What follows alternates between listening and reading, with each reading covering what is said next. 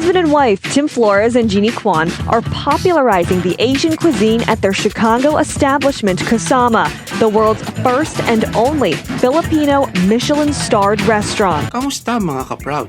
Today's video episode ay pag-uusapan naman natin ang proud moment para sa ating Filipino food. Ito ay ang magkaroon ng isang restaurant na magawaran ng Michelin Star.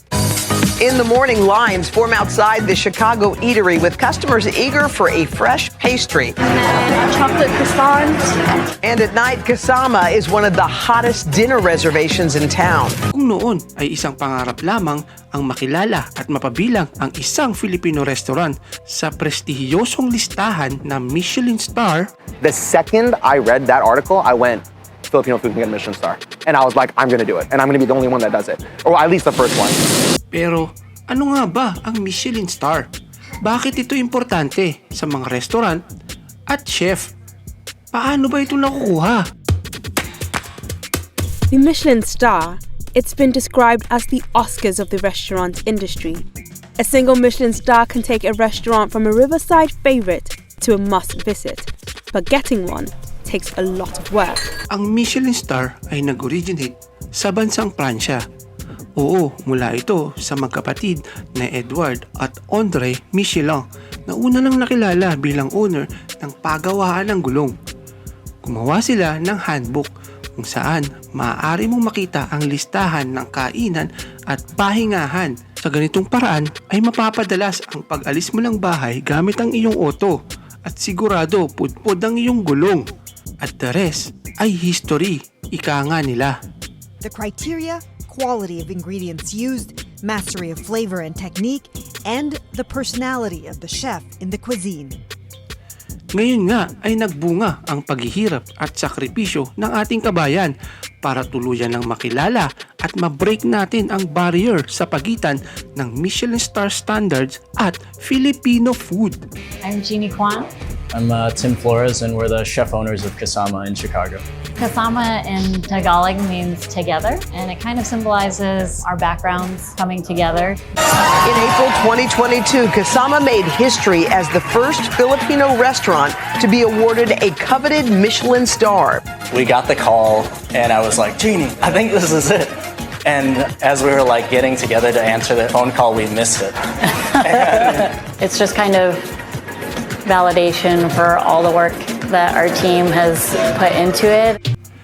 Napakalaking karangalan at pagkakataon na nga ito hindi lamang para sa Kasama Restaurant, pagkus ay mabigyan na rin sana ng tuluyang pansin at makilala at mapasama na rin sa listahan ang iba pang mga Filipino restaurant sa buong mundo. So impressive and beautiful. We feel like y'all are culinary royalty in our kitchen. The Michelin, how did it feel to get that Michelin Star? It was insane. Come on. We weren't even thinking about that. We just wanted to do a tasting menu and try to make it. And when we got that call, it was insane. To hear your parents say they're so proud they tell all of their friends. At sobrang rewarded naman ang ating kabayan sa dami ng TV exposure at guestings. Pero ang importante ay nalalagay at bumibida na ang ating pagkaing Pinoy sa ibang bansa. This morning, we're showcasing Filipino food and the stories and culture that make this cuisine so unique. This Filipino breakfast sandwich was my favorite bite in Chicago. That's a majority of our customer base is non-Filipinos. Part of our goal is to just introduce more people to Filipino food, and again, like the way we write our menu and the way we sell our food, it just helps to sell that stuff. It's so easy. It seems like there's more ingredients than just soy sauce, vinegar, and garlic. Oh my God.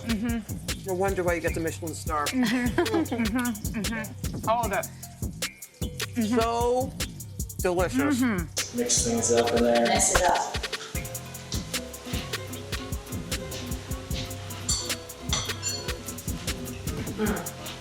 It is so good. Ilan lamang yan sa mga reaksyon ng tunay na sarap ng Filipino food. Kailangan mo nga lamang dayuhin sa Chicago ang Kasama Restaurant para sa first-hand experience ng Michelin Star Filipino Restaurant. Sa Pilipinas kaya, kailan magkakaroon ng local Filipino restaurant na may Michelin Star?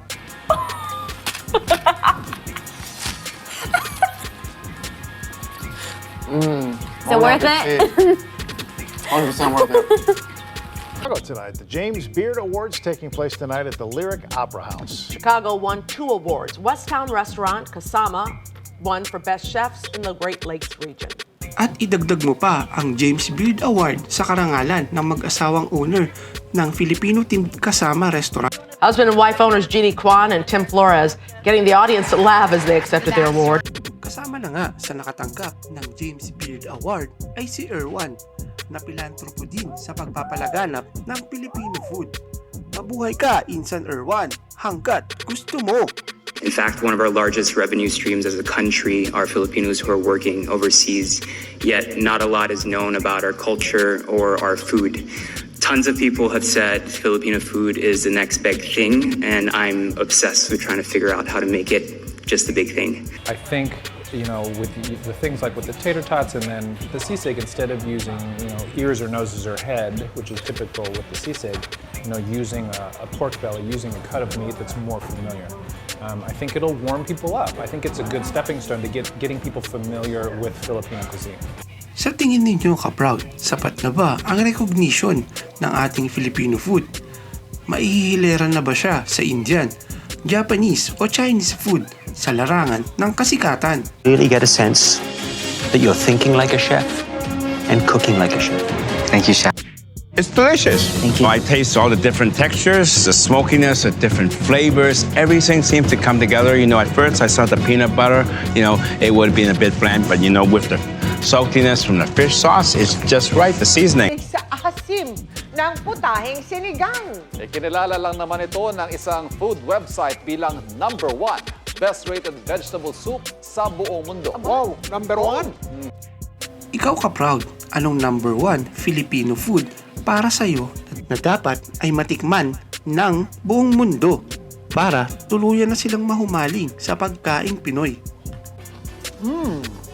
Wow, remarkably complex. There's a lot of lime in there because even though you're talking about a lot of pork fat in several forms, that lime just cuts it. There's some spice from the jalapeno. The crunch from the chicharron really just adds to the flavor experience. It was like Grand Central Station, you know what I mean? All these different ethnicities stopped by at the Philippines and dropped off their luggage, and then they took off again. And then the Filipinos were like, well, what can we do with all of this? The 7-Up. Put it in there. Oh, a coconut. Put it in there. The noodles from China, the tamarind from Spain. It's pretty cool to see how we're so different, but when it's all put on one plate, man, it works all together. Joko is Joko! Maraming salamat sa panunood. At salamat din sa pag-subscribe para updated ka sa susunod nating kwentuhan, kaProud.